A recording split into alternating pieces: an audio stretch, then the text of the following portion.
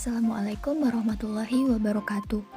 Kami dari kelompok 2 akan mempresentasikan tugas pada mata kuliah teori graf. Pada video kali ini, kami akan membahas materi bilangan kromatik pada graf buku, pelabelan kordial, dan bilangan dominasi advertex. Langsung saja kita simak pembahasannya. Baiklah, saya akan menjelaskan pelabelan kordial pada graf buku. Nah, pelabelan kordial ini muncul berawal dari suatu kegagalan dalam membuktikan dugaan bahwa pelabelan graceful dan harmonious berlaku untuk semua pohon. Nah, kita kata juga pelabelan titik benar pada suatu graf disebut pelabelan kordial jika memenuhi syarat, yaitu mutlak VF0 dikurang VF1 kurang dari samaran 1, dan mutlak EF0 dikurang EF1 kurang dari samaran 1 juga. Nah, V ini menyatakan simpul dan E menyatakan sisi. Nah, banyaknya titik pada suatu graf yang berlabel 0 dan 1 dinotasikan berturut-turut dengan VF0 dan VF1. Nah, kita lihat contohnya. Di sini kita lihat N-nya samaran 1, kita ketahui bahwa di sini ada simpul yang nilai 0 ada 2, ya. Sisi yang 0 juga itu ada 2, ya. Simpul yang bernilai 1 juga ada 2, sisi yang nilai 1 juga ada 2. Nah, langsung saja kita masukkan ke rumus yang tadi, yaitu syarat yang tadi bahwa simpul yang bernilai 0, sisi yang bernilai 0 ada 2, yaitu ini dan ini. Nah, kita masukkan, berarti 2 dikurang 2 sama dengan 0. Nah, 0 kurang dari sama 1, dan kita ketahui yang simpulnya yang nilai 0 ada 2, dan simpul yang nilai 1 juga ada 2. Kita masukkan 2 kurang 2 adalah 0. Jadi ini memenuhi syarat. Kita lihat lagi yang N2, kita ketahui di sini ada 0-nya ada 3, dan sisi yang nilai 1 ada 4. Kita ketahui 3 kurang 4 min 1 karena ini mutlak, jadi 1 itu kurang dari sama dengan 1. Nah, kita lihat juga simpulnya. Simpul yang nilai 0 itu ada 3, dan bisa lihat di sini, dan simpul yang nilai 1 juga ada 3. 3 kurang 3 sama dengan 0. 0 kurang dari sama dengan 1. Nah, di sini sama, ada nilai simpul yang 0 ada 5. Sisi yang nilai 0 ada 5, dan sisi yang nilai 1 ada 4. 5 kurang 4 sama dengan 1. 1 kurang dari sama dengan 1. Nah, kita lihat juga simpul yang nilai 0 dan simpul yang nilai 1. Simpul yang nilai 0 ada 4, dan simpul yang nilai 1 ada 4. Nah, 4 kurang 4 sama 0. 0 kurang dari sama dengan 1. Nah, jadi ini memenuhi syarat. Pewarnaan titik simpul. Pewarnaan titik adalah penempatan warna pada titik. Satu warna pada setiap titik, sehingga titik yang bertangga memiliki warna yang berbeda. Contohnya, pewarnaan pada graf buku di mana N sama dengan 4. Nah, pewarnaan pada graf buku sama dengan N4. Pertama, kita harus mencari simpul yang berderajat tertinggi, yaitu simpul A. Simpul A dapat diberi warna dengan warna 1. Yang kedua, simpul B bertetangga dengan A sehingga warna berbeda. Simpul B diberi warna 2. Yang ketiga, simpul E dan D bertetangga dengan simpul A, tetapi simpul E dan D tidak saling bertetangga. Maka simpul E dan D dapat diberi warna 2. Simpul F dan C bertetangga dengan simpul B, tetapi simpul F dan C tidak saling bertetangga. Maka F dan C dapat diberi warna 1. Kelima, simpul G dan simpul I bertetangga dengan simpul A, tetapi keduanya tidak saling bertetangga. Maka simpul G dan simpul I diberi warna dengan 2. Dan terakhir, dengan cara yang sama pada langkah 4, simpul H dan simpul J dapat diberi warna 1. Nah, selanjutnya penerapan pewarnaan graf pada penjadwalan les privat dengan algoritma Wells-Powell. Salah satu penerapan pewarnaan pada graf dalam kehidupan sehari-hari adalah penyusunan sebuah jadwal les privat.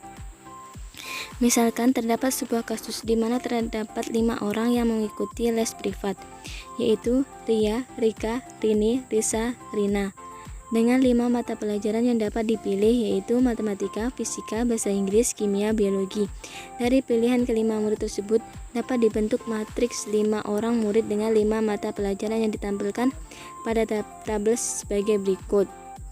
Nah, dalam tabel berikut, Ria memilih bahasa Inggris, biologi, Rika memilih fisika, kimia, Rina fisika, biologi, Lisa memilih bahasa Inggris kimia. Kemudian Rina memilih matematika biologi. Representasi graf dari perancangan teknik pewarnaan pada tabel 1 adalah sebagai berikut. Yang pertama, bentuk terlebih dahulu titik simpul yang berjumlah 5 titik dengan penempatan mata pelajaran. Beri nama titik simpul tersebut sesuai dengan mata pelajaran: matematika, fisika, bahasa Inggris, kimia, biologi. Yang ketiga, hubungkan antara titik dan sebuah sisi sesuai dengan 2 mata pelajaran yang diambil oleh kelima murid tersebut. Yang terakhir, beri label nama murid pada sisi yang menghubungkan antara titik. Nah, berikut gambar hasil rancangan program. Nah, dari gambar hasil rancangan di samping dapat dilakukan pewarnaan graf menggunakan algoritma Wells-Powell. Pertama, pilih titik simpul dengan derajat terbesar, yaitu titik simpul biologi. Kemudian, beri warna pada titik tersebut dengan warna 1. Kedua, titik simpul fisika, matematika, dan bahasa Inggris bertetangga dengan titik simpul biologi, tapi ketiganya tidak saling bertetangga, sehingga ketiga titik tersebut dapat diberi warna 2.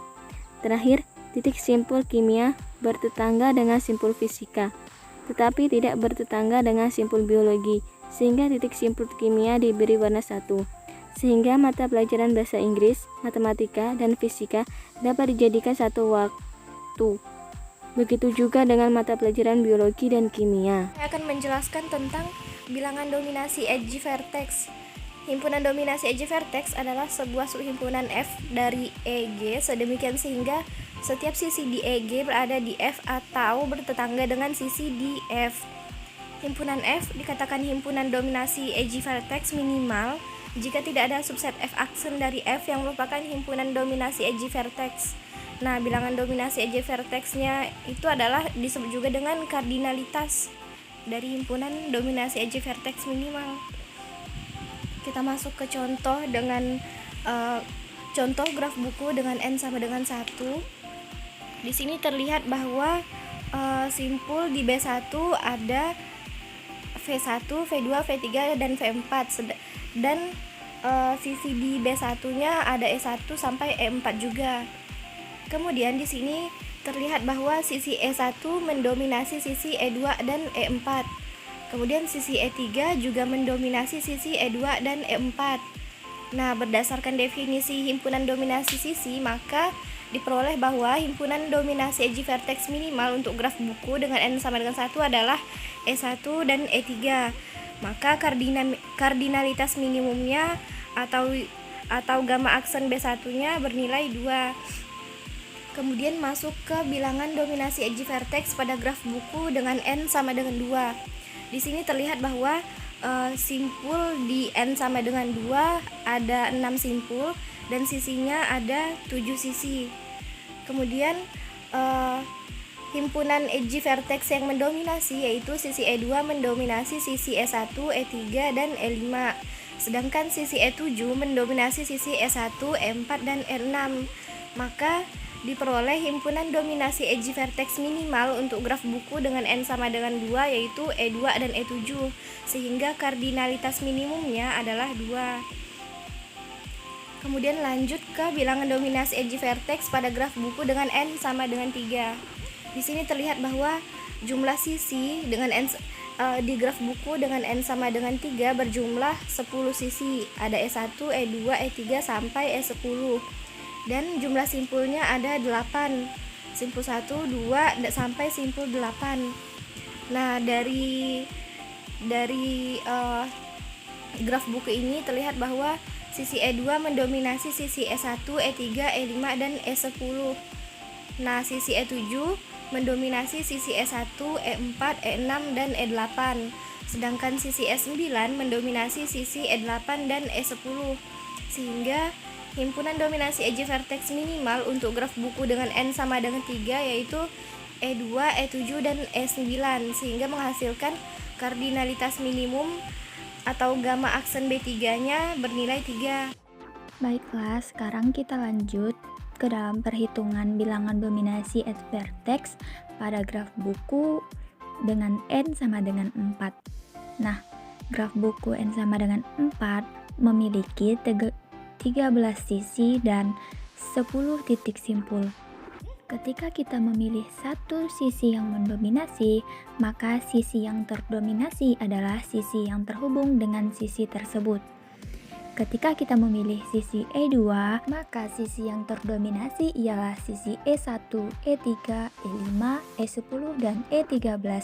Sehingga titik yang terdominasi ialah V1, V2, V3, V4, V5, V9, dan V7. Kemudian sisi yang mendominasi selanjutnya ialah E7. Sehingga sisi yang terdominasi ialah E1, E4, E6, E8, dan sisi E11. Dan titik yang terdominasi ialah V6, V2, V1, V4, V5, V10, dan V7. Dan kita juga memilih sisi E9 mendominasi sisi E8 dan E10, sehingga titik yang terdominasi ialah V9, V10, V2, dan V1.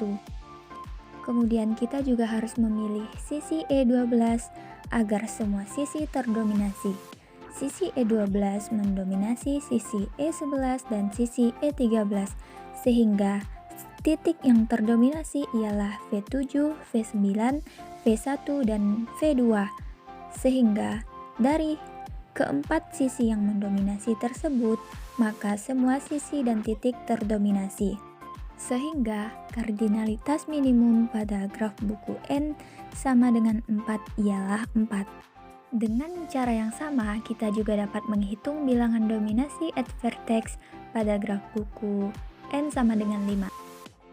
Graf B5 mempunyai 16 sisi dan 12 titik, di mana sisi yang mendominasi ialah sisi E2, mendominasi sisi E1, E3, E5, E10, E13, dan sisi E16.